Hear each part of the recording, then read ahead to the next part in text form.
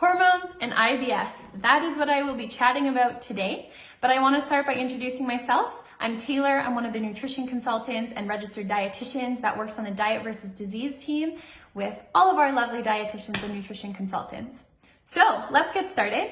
I'm going to chat today about estrogen and progesterone, so some of our different hormones that can impact digestion, and then I'm going to end with a little bit of a chat on how our thyroid hormones can also impact or shift our digestion as well. I'm going to start by saying if you've noticed your IBS seems to flare up or how you manage your IBS seems to change throughout the month, you are absolutely not alone. In fact, research shows up to 40% of women with diagnosed IBS experience shifts in how they manage their bowel movements and their symptoms throughout the month. Woohoo! So let's chat a little bit about why. As our estrogen fluctuates, which it does throughout the month, we'll see shifts in our smooth muscle tissue response. So this changes motility or movement throughout our digestive tract. And with this movement, it can impact our constipation or diarrhea, either making it worse or sometimes even a little bit better, depending on the person. That piece can be quite individual. So what you may notice is you'll have to use different strategies throughout the month to help negate that a little bit or manage it a little bit better. So a drop in estrogen right before our cycle or our period each month will also shift our pain reception, our perception. What that means is if we're in a bit of a flare-up, as our estrogen drops, we'll perceive a much higher level of pain, and this is a physiological response to those hormone shifts. So you might notice your pain feels a lot higher at that time of the month, and that is why, or a contributing factor, I should say, is our estrogen. Shifts in hormones will also impact our inflammatory markers. So this doesn't mean that we have inflammation in our gut necessarily. So I want to make sure that I differentiate inflammatory bowel from irritable bowel. Both symptoms are no fun and impact our quality of life for sure. However, there is a difference in terms of inflammation within our gut. However, as our hormones fluctuate, we do see an increase in low-grade inflammatory markers in our system, which also can impact pain response and motility, which is why some people will see, again, heightened diarrhea, constipation, or flare-ups, or even different tolerance of different FODMAPs at different times of the month. So what can we do about this? I'll save that for the end because it's very similar to what we would do with some of our thyroid hormone shifts as well. So TSH, or thyroid stimulating hormone, is a common hormone that is used for identifying hypo or hyperthyroidism, or overactive or underactive thyroid.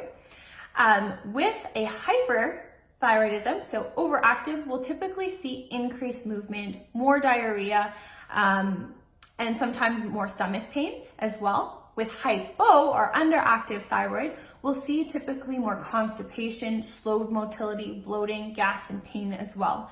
So one thing I would definitely say is relevant to all is maximizing our hormonal regulation. So for example, with our thyroid, I would speak to your doctor, endocrinologist, about how we can manage through medications if needed. There are some lifestyle pieces that can sometimes help support that as well. In terms of nutrition specific to your digestive pieces, I would start by saying awareness. So tracking, for example, when our different times of the month are, where we are in our cycle, can sometimes help us be aware of if there's a pattern with our symptoms and if we do experience more bloating and gas at certain times of the month. Then what we can look at is during those times, if we, for example, are experiencing more constipation, we can perhaps look at tweaking your fiber ratio, adding more fluid, adding less fluid, kind of depending on, again, the time of the month and what symptoms you are individually experiencing as a result of that. The other piece I would look at is, does your FODMAP tolerance shift? For many women, different times of the month will shift, and after, I should mention, menopause, we'll sometimes notice a shift in our FODMAP tolerance. This is a great thing to be aware of because once we know, knowledge can be power. Once we know, great. We know at certain times of the month, maybe we have to adjust our threshold of different FODMAPs to help prevent some of the pain flare-ups or bloating flare-ups that we might experience. So I would say being aware of where we're at, modifying if needed. The other one I would say is know you're not alone. It can be super frustrating when you feel like you've just got a handle on your symptoms and all of a sudden everything seems to get thrown out the window. Again, our hormones and hormone shifts can do that, but know you're not alone. Know that we are also struggling with you on that. And then expectations. So know that at different times of the month, our management may look different. Our management success might look different, and that's okay too. And that is all. Actually, you know what? I'll give you a little extra tidbit of information. The other thing I would say is what you use for managing prior to menopause and after menopause might look different too. Sometimes people ask me why their bowel movements have shifted or why what they did before doesn't work now. Again, shifts in hormones will change our motility, and after menopause, our hormones will typically look different. And so that does require sometimes a different plan too. And no, you're not alone with that either.